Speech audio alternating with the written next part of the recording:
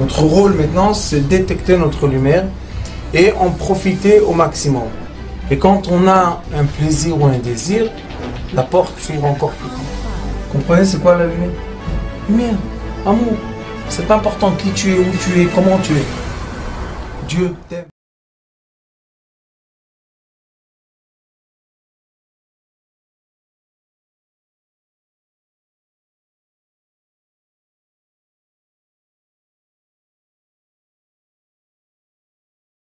Bonjour à tous et à toutes, Shabbat Shalom. On est dans un Shabbat qui s'appelle Shabbat Parashat Tetzavé. Nous sommes dans une paracha elle s'appelle Tetzavé. Et de quoi on parle dans cette paracha? Après d'avoir parlé du tabernacle et de la construction exacte du tabernacle, toute une paracha, on parle des habits du Kohen. Comment le Kohen doit être habillé pour être le serviteur de Hachem. Et on se pose une question, pourquoi l'habit est tellement important? La réponse est qu'il est écrit dans le passouk de Teilim, Hachem malach geout lavesh. Lavesh en hébreu c'est levouche, ça veut dire que c'est l'habit.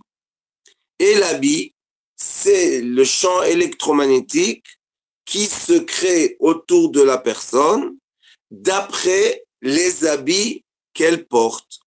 Et les habits qu'elle porte influencent l'être humain intérieur. Qu'est-ce que ça veut dire? Ça veut dire que quand nous sommes tristes, par exemple, nous allons nous habiller d'habits sombres et moins beaux. Et quand on est heureux et joyeux, on va chercher plutôt des habits clairs et beaucoup plus beaux. Donc, l'habillement, la façon dans laquelle la personne s'habille, influence et représente la personne intérieure qu'elle est. Et aussi, c'est le champ électromagnétique qui donne, qui est le message qu'on va transmettre à ceux qui nous entourent. Donc, l'habit est l'intermédiaire de l'être intérieur et l'être extérieur. Et l'habit est tellement important que la Torah a donné plusieurs endroits dans lesquels elle parle de l'habit des prêtres et de l'habit en général des êtres humains. Nous avons aussi dans le Shulchan Aruch,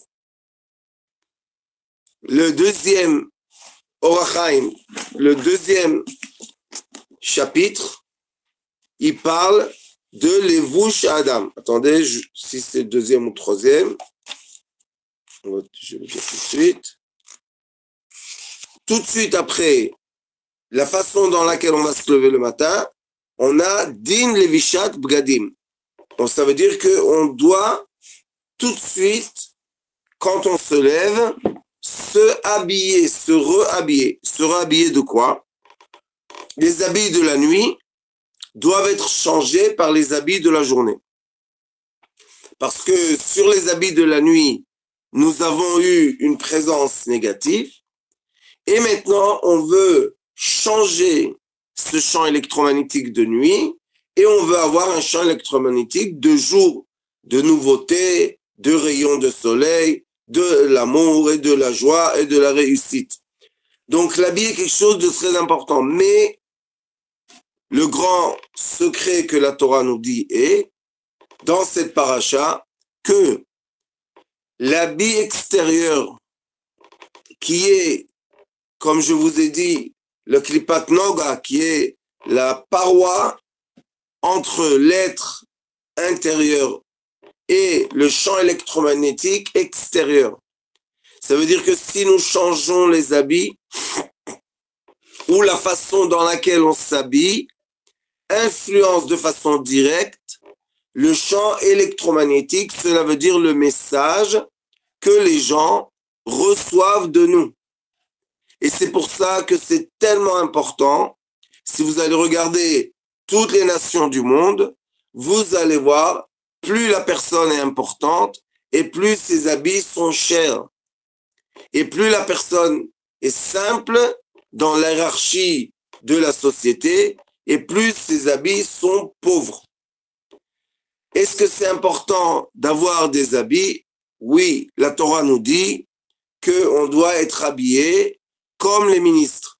On doit avoir un habit qui est comme l'habit d'un ministre. J'étais au Maroc et j'ai rencontré là-bas le président de la communauté et il est toujours très, très bien habillé. Je lui ai dit, pourquoi tu es comme ça, tellement bien habillé? Alors il m'a dit, parce que je représente la communauté juive et quand il va beaucoup dans le palais, il rentre, il sort, politique, etc. Il m'a dit, ils doivent voir que nous sommes un peuple honorable. Nous ne sommes pas un peuple méprisé. Et c'est exactement ce qui est écrit dans le Shulchan Aruch. Donc l'habit, l'uniforme est très important. Et pourquoi l'uniforme est connecté à ce qu'on étudie dans Sha'arei Kedusha? Parce que l'uniforme de l'être humain, la façon dans laquelle il est habillé, les signes qu'il porte sur lui, comme pour les filles, pour les jeunes filles, pour les femmes, les boucles d'oreilles, comme malheureusement aujourd'hui, c'est devenu une mode affreuse d'esclavage, le tatouage, comme les couleurs des habits, comme les marques des habits, ça, qu'on veuille ou qu'on veuille pas, sans, c'est pas consciemment, mais des fois ça vient du subconscient, on choisit les habits d'après l'état d'humeur dans lequel on est. Et non seulement l'état d'humeur dans lequel on est, mais aussi on choisit les habits d'après notre conscience, notre caractère maintenant qui est fort. Si quelqu'un est nerveux, il va s'habiller d'une certaine façon. Si quelqu'un est méticuleux, il va s'habiller d'une autre façon. Si quelqu'un est joyeux, il va s'habiller d'une façon. Donc l'habit est un message, est un discours et l'intermédiaire entre les êtres humains. Alors on continue ce qui est écrit ici. Il dit, comme je vous ai dit la dernière fois, aujourd'hui c'est Purim Katan, ça veut dire qu'on devait être à Purim normalement, mais cette année il y a 2 fois le mois de Hadar, on est Yudal et Nissan, donc on est dans le commencement du changement de la météo, et vous savez tous très bien qu'on passe de l'hiver froid, je vais dire mort, au printemps qui commence à se réchauffer, le jour commence à se prolonger, les poules donnent plus d'œufs et les arbres, comme je vous ai affiché, quelques personnes on a affiché sur le groupe des amis du Rav Schneider, les arbres commencent à fleurir. Et ces fleurs-là, après un moment, après un temps, vont nous donner le fruit. Donc on a maintenant une période qui s'appelle Vana Aforu. Même dans la Megillah, c'est écrit Vana Aforu. Ça veut dire la polarité s'est renversée. Et je pense que c'est très important que chacun de nous comprenne qu'on parle de polarité inverse et on ne parle pas de polarité différente. Il y a une très grande différence parce que les gens, malheureusement, par l'éducation moderne et les films surtout, on nous donne l'illusion qu'on peut être quelqu'un d'autre. On ne peut pas être quelqu'un d'autre. On est né comme on est né, avec les caractères qu'on est né, et c'est qui on est. Mais on a la possibilité, et ça c'est un travail de vie à faire, de renverser les polarités négatives en polarités positives. C'est tout ce qu'on doit faire. Et aussi, garder les polarités positives stables qui ne se renversent pas en polarités négatives. Donc le travail est autour d'un point, comme les aiguilles d'une montre, c'est autour d'un point qui doit être stable. Ce point-là, on l'appelle le point zéro. Pour atteindre le point zéro, pour avoir la connaissance de cet univers magnifique, magique qui s'appelle le point zéro, on est obligé de renverser la polarité négative pour se retrouver dans les polarités positives. Mais le Rambam Maimoni, il dit que à la fin, et ça aussi c'est écrit dans le Tanya Kadosh, Valevai kulanu memutzaim. C'est qu'est-ce que ça veut dire? Qu'après que j'ai réussi à renverser la polarité au côté positif, maintenant je veux me positionner dans le point d'équilibre qui est le point zéro. Et là-bas, dans ce point-là, Baruch Hashem, je suis dans l'équilibre de mon caractère, je suis dans l'équilibre financier, je suis dans l'équilibre des émotions, je suis dans l'équilibre de mes paroles, je suis dans l'équilibre dans lequel je m'habille, je suis dans l'équilibre de ce que je mange. Les quantités que je mange et la qualité de ce que je mange. Il y a des gens qu'une fois ou deux fois par an, ils vont aller à l'extrémité polaire de la nourriture et ils vont se nettoyer le corps complètement. Ça prend à peu près un mois. Il y a toutes sortes de façons. Regardez sur Internet et parler avec quelqu'un qui s'y connaît, ne pas faire des bêtises qui sont dangereuses. Mais il y a Baruch Hashem, comme on a fait Shovavim, c'était une période de 8 semaines cette année, elle est finie hier, et on a jeûné beaucoup.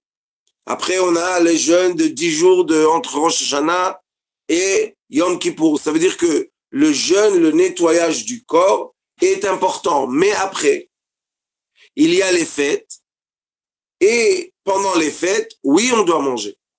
Donc, on voit qu'il y a un équilibre. Et la chose la plus importante dans notre vie, c'est de trouver l'équilibre. Pour avoir un équilibre physique et pour atteindre un équilibre de l'habit, de la paroi, qui différence entre moi et la société et tout ce qui existe autour de moi, je suis obligé de monter. C'est ce qu'on étudie dans l'école de la thérapie lumière. Je suis obligé d'aller à l'origine de l'équilibre physique, qui est l'équilibre spirituel. Et le travail des midot, c'est ce qui va nous emmener à cet équilibre. C'est pour ça que tout ce que je vous ai dit, c'est autour du mot na'afor. Ça veut dire qu'on doit renverser. On ne doit pas changer. C'est pas les achlif, c'est na'afor. Et Vafram shiflut ad katse acharon. Et l'inverse de la ga'ava, qui est très, très, très dangereuse, on en a parlé, parce que ça fait du mal à la personne aussi qui a de l'orgueil. Elle veut tout le temps respecter, mais on n'est pas tout le temps respecté. Les gens n'ont pas tout le temps les yeux sur nous.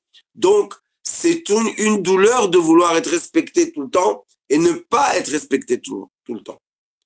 Donc, l'extrême, la polarité inverse de l'orgueil est shiflut ad katse acharon. Ça veut dire que je dois être capable de m'effacer totalement, à un tel point que je vous dis que ce ne sont pas des paroles, mais une réalité, qu'on peut tellement être effacé, qu'on peut être dans une chambre et que personne se rappelle qu'on était dans la chambre. À ce point, on peut être dans l'extrême polaire de l'orgueil qui est s'effacer complètement, totalement. Je suis obligé de vous dire qu'il y a des exercices de faire pour s'effacer. Mais le problème des gens qui ont de l'orgueil, qui essayent de s'effacer, c'est qu'il s'efface vis-à-vis des gens qui sont autour.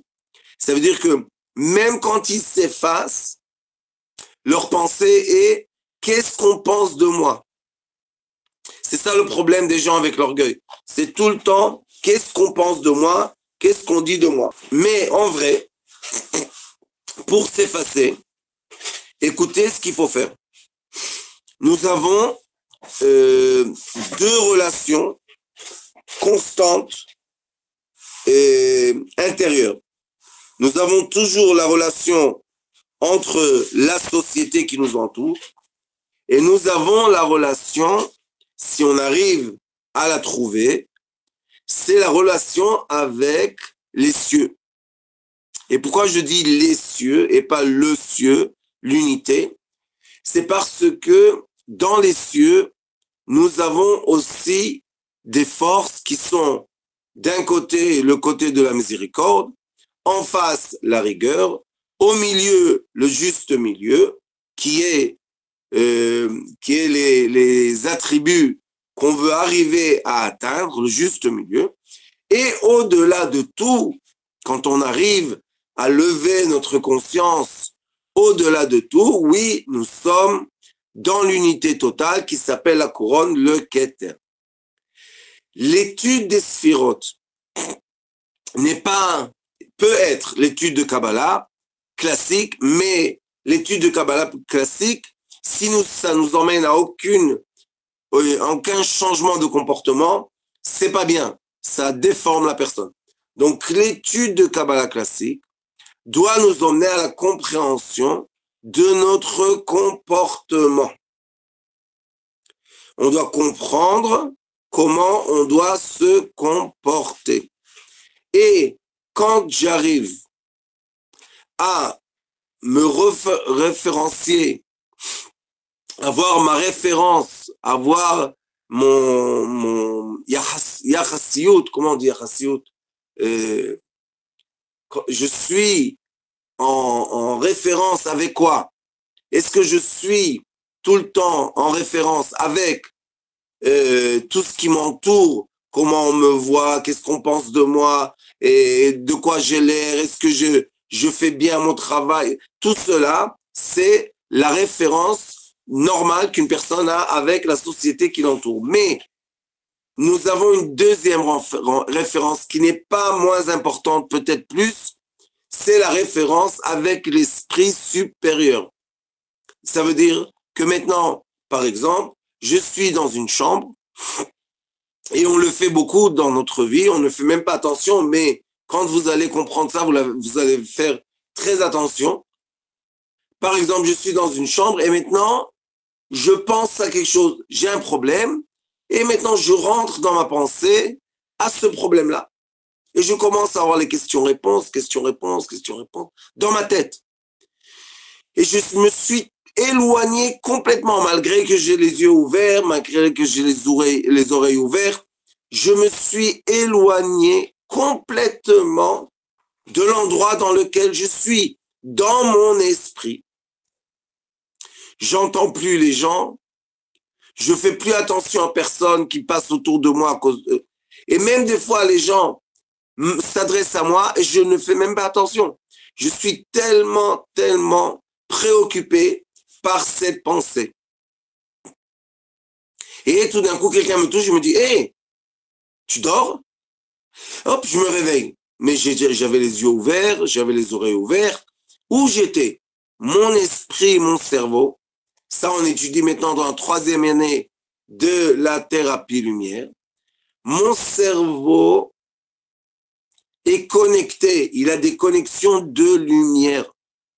Il est connecté, il est influencé, il a une nourriture, il a une source de lumière. Donc, si j'ai une source,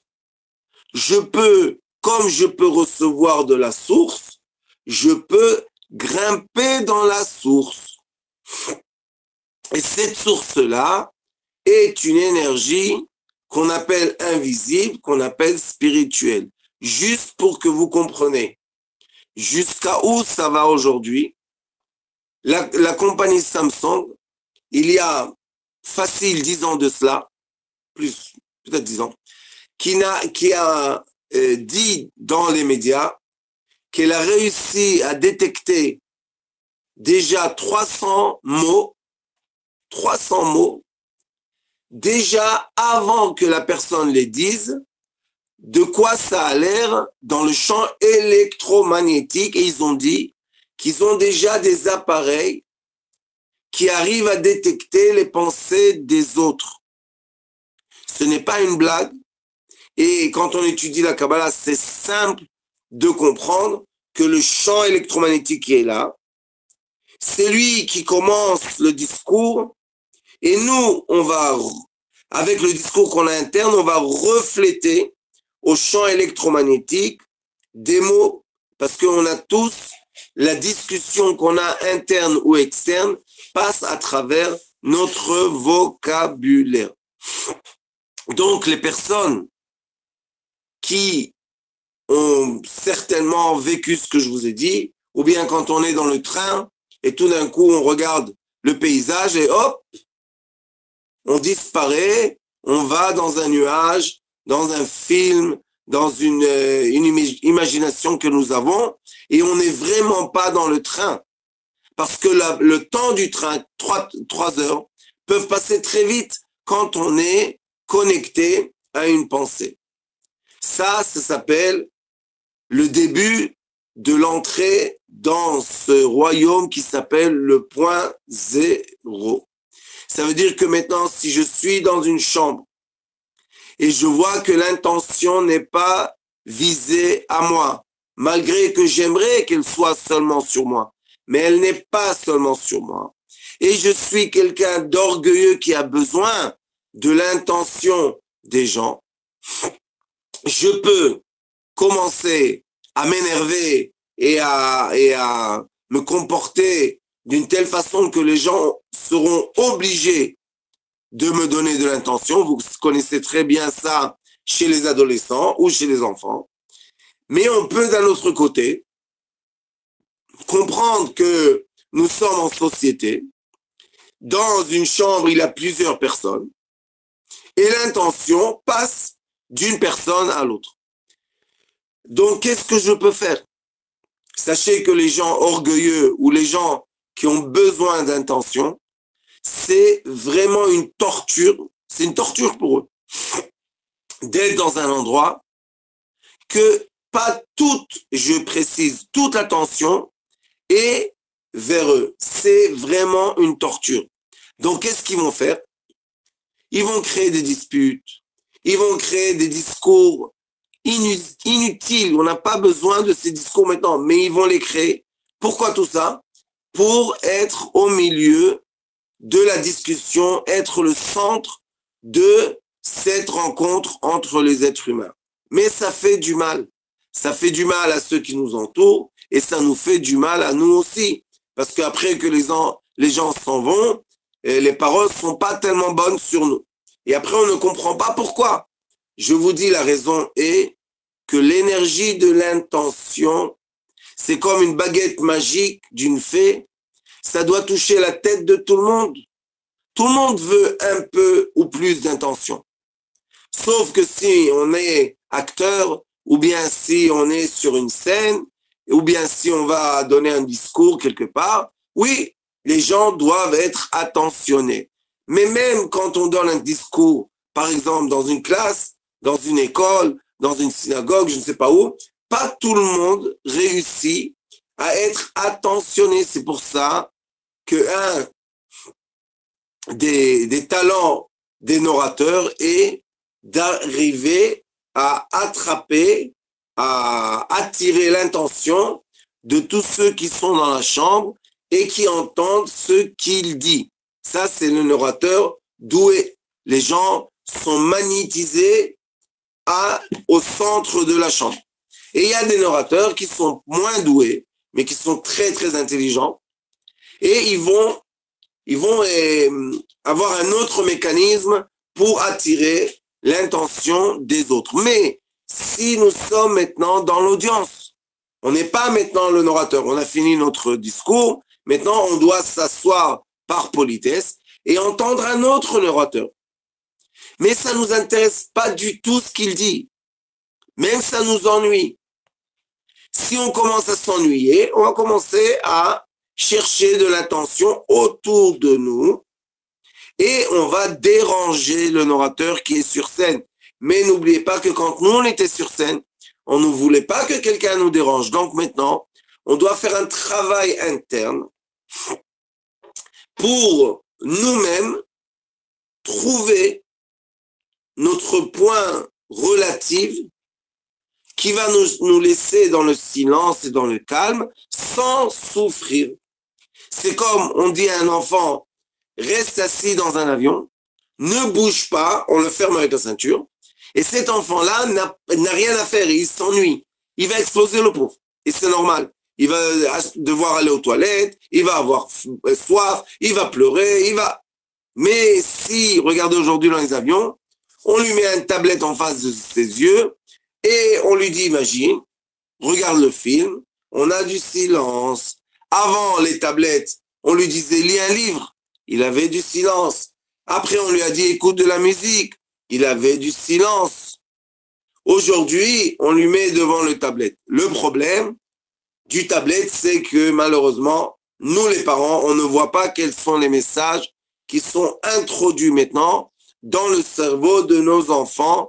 Je vous propose de regarder des émissions sur les messages qui sont introduits aux enfants par les dessins animés. C'est affreux, et on comprend pourquoi. Après des années de messages au subconscient, nous avons des comportements de jeunesse qui ressemblent des progressives, à leur volonté de voir la société d'une certaine façon. Donc on retourne ici et on doit comprendre. Shiflut ad katse acharon, cela veut dire que moi-même, pas les autres, moi-même, j'arrive à m'effacer.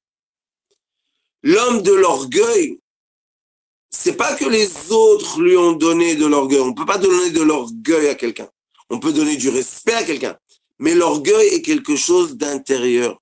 Donc nous aussi, même quand on est en famille, dans le petit noyau le plus intime qu'on a, et même en couple, nous avons des moments que nous avons de l'orgueil. C'est normal, c'est pas quelque chose d'extraordinaire, c'est quelque chose de naturel. Et pourquoi nous avons de l'orgueil? Parce que nous avons une âme céleste. Et comme nous avons une âme céleste, nous avons des forces célestes qui doivent se manifester dans un corps terrestre. Pourquoi? Pour devenir des champs électromagnétiques et des messages entre les êtres humains. C'est pour ça que dans une société, toujours, il y aura des gens orgueilleux et des gens qui sont très, très humbles. Donc nous, on préfère d'être humble que d'être orgueilleux, parce que l'orgueil, on en a parlé déjà, c'est quelque chose qui pollue la vie de la personne orgueilleuse. Elle commence à devenir addicte à l'orgueil et au respect qu'on doit lui donner, et sa vie devient l'enfer. Et aussi la vie des gens qui l'entourent. Donc, quand je dis je dois m'effacer, je dois être au point zéro, je ne parle pas les gens doivent m'humilier, parce qu'il y a aussi un trait de caractère qui demande, les gens sont à la demande que malheureusement on se moque d'eux. Ils sont à la demande qu'on les méprise. Ils sont à la demande qu'on les frappe. Ils sont à la demande qu'on leur fasse du mal. Je ne parle pas de ça du tout. Ça, malheureusement, c'est du masochisme. Ça veut dire que la personne est rentrée maintenant dans un trip, dans sa tête, qu'elle doit souffrir, elle ne mérite pas, elle doit on lui fait du mal, elle mérite qu'on la torture. Non. Moi, je parle d'un autre univers. C'est un univers très, très positif. C'est un univers dans lequel je me retrouve en face de moi et j'arrive à élever ma conscience à des niveaux d'union.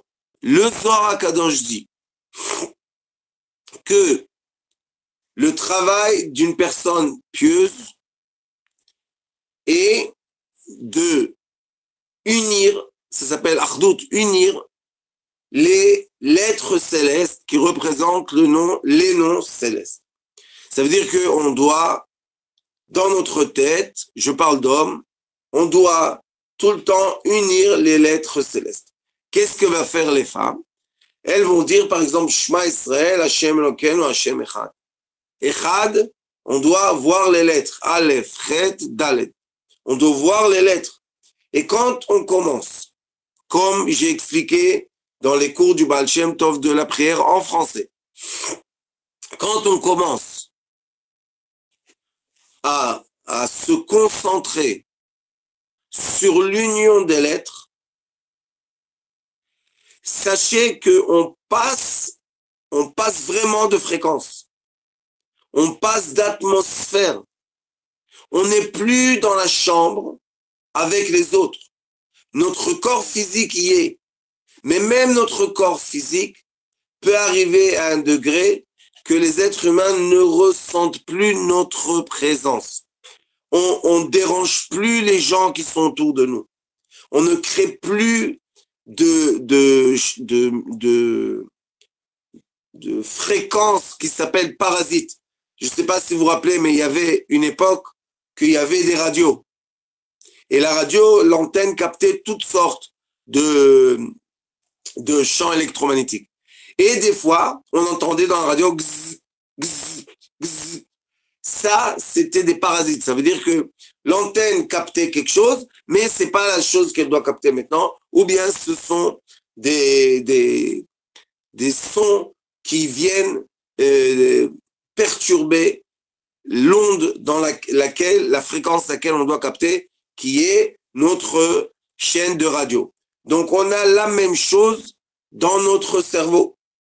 On peut être connecté bien à notre chaîne radio, qui est une pensée, qui est se projeter, qui est stam, un rêve, qui est juste être dans le calme. On a toutes sortes de chaînes radio magnifiques.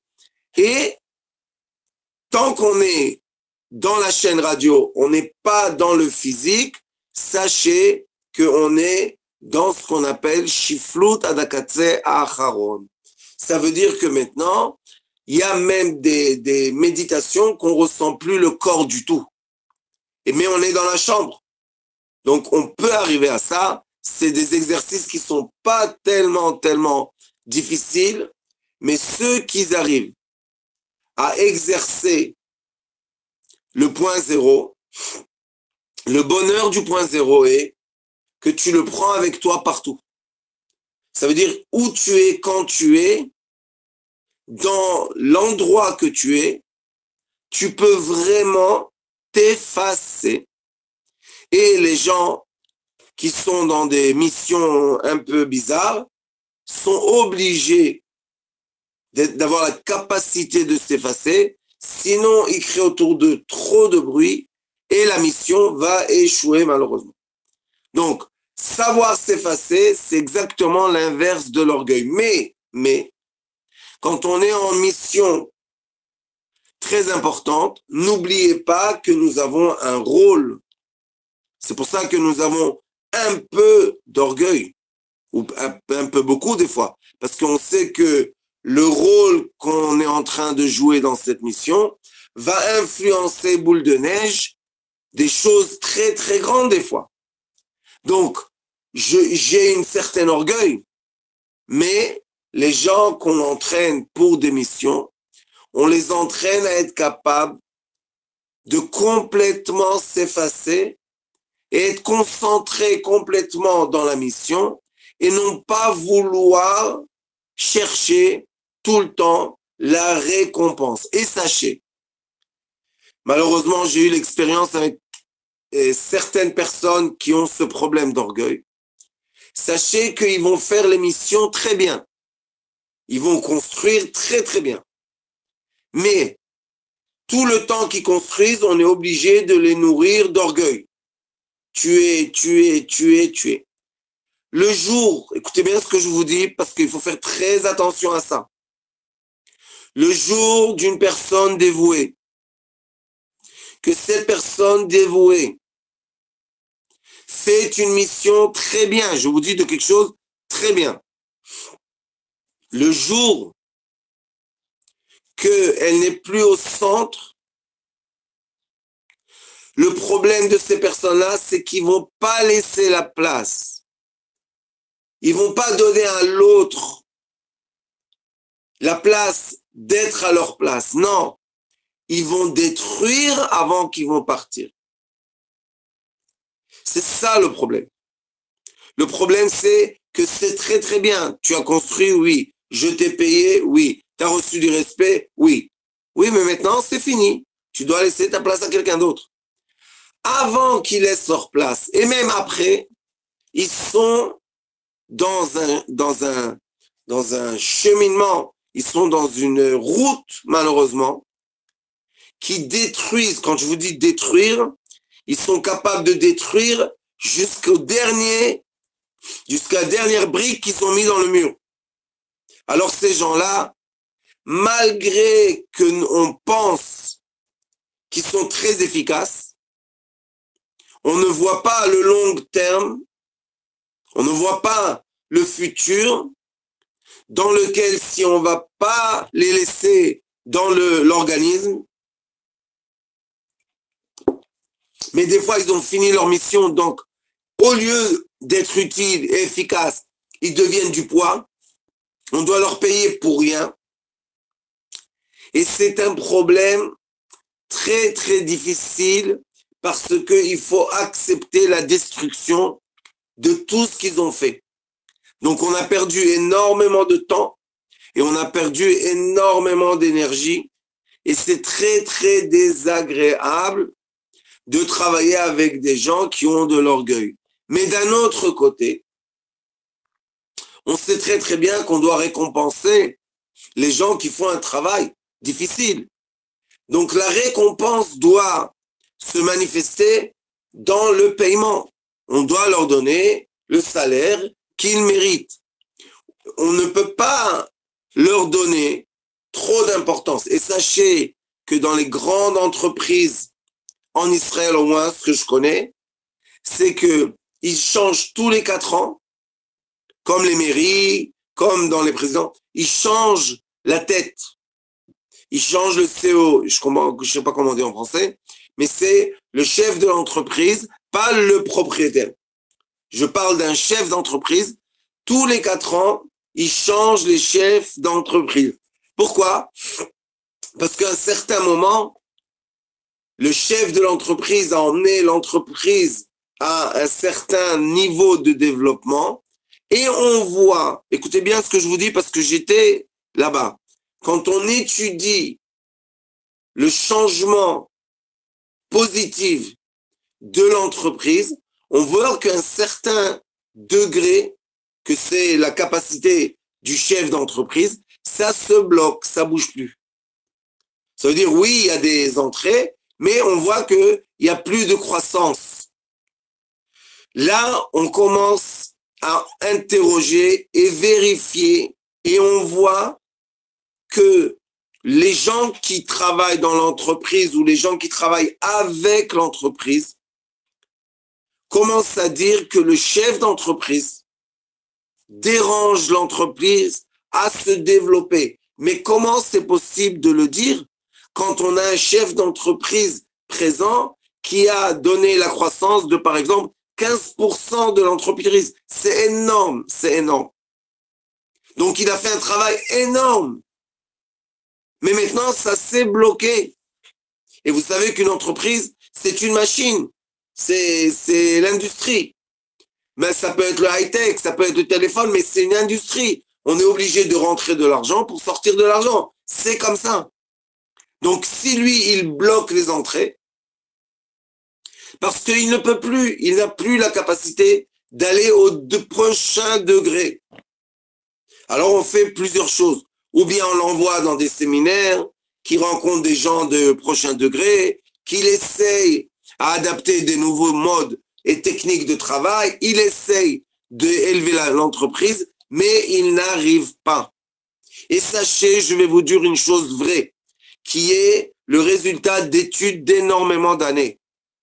Vous savez qu'il y a les entrepreneurs. Entrepreneurs, c'est les gens qui sont les yazamim en hébreu. C'est les gens qui commencent de rien une idée magnifique. Il y a un terrain vague, dans 4 ans, il y aura un immeuble de 40 étages. Vous savez que ces gens-là, ils ont un rôle mesurable dans le développement de l'idée à la construction, à la réalisation. Vous savez que ces gens-là même, à un certain moment du développement de l'entreprise qu'ils ont eux-mêmes créée, ce sont les gens qui détruisent leur propre entreprise. Pas parce qu'ils veulent la détruire, parce qu'ils n'ont plus la capacité de faire le travail présent, de maintenir, de faire la comptabilité. Ils n'ont pas les nerfs pour ça. Donc, qu'est-ce qu'ils font? Ils méprisent ces choses-là, qui sont, comme on sait tous, les choses essentielles pour tenir une entreprise ou une idée à long terme. C'est pour ça qu'il faut comprendre, quand on est entrepreneur, il faut comprendre et il faut avoir le moment et la maturité de mettre à sa place un vrai directeur, quelqu'un qui est vraiment capable maintenant de prendre l'entreprise à la stabilité de l'entreprise. C'est très facile de créer les choses, mais c'est beaucoup plus facile de les maintenir. Vous savez combien de temps ça prend pour avoir un enfant? C'est un moment de plaisir. Mais combien d'années il faut pour s'occuper de lui, pour faire attention à lui, vous savez combien de temps il faut? Un laps de temps de vie, parce que ça finit jamais. On a un enfant, tant qu'on est parent-enfant, on va avoir des allers-retours avec nos enfants, les aider, les aimer, être aidé, permettre, ne pas permettre. Mais combien de temps ça a pris pour emmener l'enfant? Un moment de plaisir. C'est exactement comme l'entrepreneur est celui qui doit maintenir la compagnie. Et c'est pour ça qu'il y a des compagnies qui sont très appréciées dans le monde. Pourquoi? Parce que ces compagnies-là, ces marques-là, tiennent des années, des centaines d'années. Coca-Cola, les grandes entreprises, c'est pour ça qu'elles sont tellement fortes. Parce qu'elles sont maintenues pendant nombreuses années. Et ça, c'est la force de l'entrepreneur, de laisser sa place pour que les autres maintiennent l'entreprise. Mais dès qu'on a besoin de faire une croissance ou un développement ou un changement, on est obligé d'emmener un entrepreneur qui a la capacité de rêver, de voir ce que nous ne voit pas encore et d'aller au-delà. Mais dès qu'il va élever l'entreprise au prochain palier, il doit se retirer pour donner la place à la direction. Je vous dis, faire attention, beaucoup d'entrepreneurs ont de l'orgueil. Et l'orgueil va les emmener que quand ils doivent laisser leur place, ils vont détruire. Il faut prendre en compte ce comportement que je dirais naturel, humain. Et il ne faut pas les juger. Ils sont comme ça. Eux-mêmes ne comprennent pas le dégât qu'ils font. Ils ont détruit tout ce qu'ils ont construit. C'est vraiment pas facile. Donc, quand il dit ici l'inverse de l'orgueil et l'humilité, je répète, pour ceux qui sont venus maintenant, on ne parle pas d'être humilié. On ne parle pas de ça du tout. On ne parle pas d'être écrasé. Vous savez, il y a une méthode, malheureusement, une philosophie qui dit que quand l'être humain avait de l'orgueil, maintenant, les gens doivent se moquer de lui, le mépriser, Non, non et non. Non, interdit. On doit être capable de s'élever à un prochain degré de conscience dans lequel on est capable, on a la capacité de s'effacer. On doit être capable de s'effacer de notre propre travail et de notre propre volonté pour plusieurs raisons, mais la raison la plus importante, arrêter d'essayer d'être le centre de la rencontre qu'on a maintenant. Pourquoi? Parce que maintenant, il faut laisser place à quelqu'un d'autre. Et c'est très difficile, je sais. J'avais de l'orgueil quand j'étais jeune, beaucoup. J'espère que j'en ai plus beaucoup. Mais je connais. Les gens qui sont capables, les gens qui sont forts, ont de l'orgueil. C'est normal, c'est naturel. C'est normal. Mais il faut comprendre. Un jour, oui, j'ai de l'orgueil. Maintenant, qu'est-ce que je fais avec l'orgueil? Est-ce que je dois me faire écraser par les gens? Non, parce que quand je me fais écraser par les gens, je réveille en moi la haine des gens. Je veux me venger. Je suis pas gentil. Non, c'est pas ça le travail. Mon Rechaim, Baruch Hashem, j'ai eu la chance, très jeune, Sroto Tagen Alenu, qui m'a enseigné ce point zéro, ce silence interne. Passe de dimension. Tu dois changer d'atmosphère, malgré que ton corps est quelque part. Ton esprit doit être ailleurs. Et là, je suis obligé de vous dire qu'on peut se mettre par terre, on peut marcher sur le feu, on peut passer le froid. Je vous dis, on ressent rien du tout. On peut être dans un danger de vie et rester en vie. Vous savez, la première fois que j'étais à l'hôpital avec mon cœur, le docteur, il voulait pas nous dire, à moi et ma femme, combien de pourcentage mon artère principale était bouchée. Il voulait pas dire. Et l'opération était, que Dieu nous en préserve. Et vous savez qu'est-ce qu'il m'a dit? Il m'a dit, comment tu vivais? Comment tu marchais?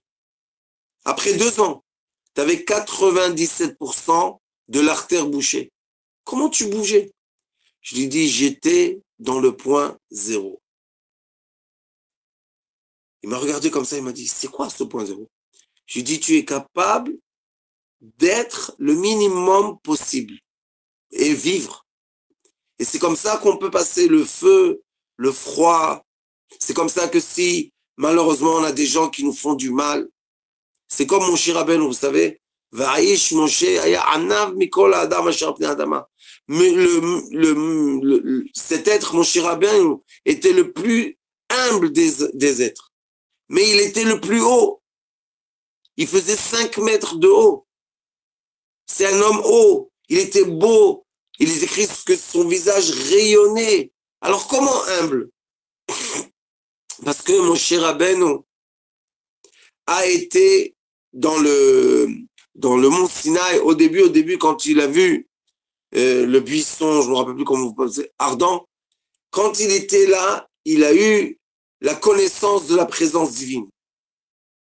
Donc maintenant, quand il est connecté à la connaissance de la présence divine, qui est comme la connexion à la sagesse, malgré qu'il est haut et beau, quand on se référence, notre référence est la force, les lumières divines, on n'est rien du tout. On n'est même pas un photon, même pas, c'est rien du tout. Alors on peut être d'un côté grand, beau, fort, capable, sage, tout ce que vous voulez, mais dès que je me référence à la lumière, ça y est, je suis dans la paix. Pourquoi je suis dans la paix? Parce que la lumière est tellement grande, mais d'un autre côté, est tellement bonne, est tellement gentille, est tellement pleine d'amour, que j'ai aucun problème d'être rien du tout, parce que je suis rien du tout. Et comment on vit ces deux extrêmes? On ne les vit pas en termes d'extrémité, mais on les vit en termes de sphère. Quand je suis dans la sphère physique autour de moi, j'ai énormément de volonté, de besoin d'exister, de me montrer, qui est le comportement de l'orgueil. Mais quand je suis en référence dans la sphère du royaume, dans la sphère du roi, je sais que je suis rien du tout. Donc j'ai aucun problème. Parce que c'est vivre entre deux sphères et non pas vivre dans la même sphère. Deux extrémités. Je vous remercie pour ce cours.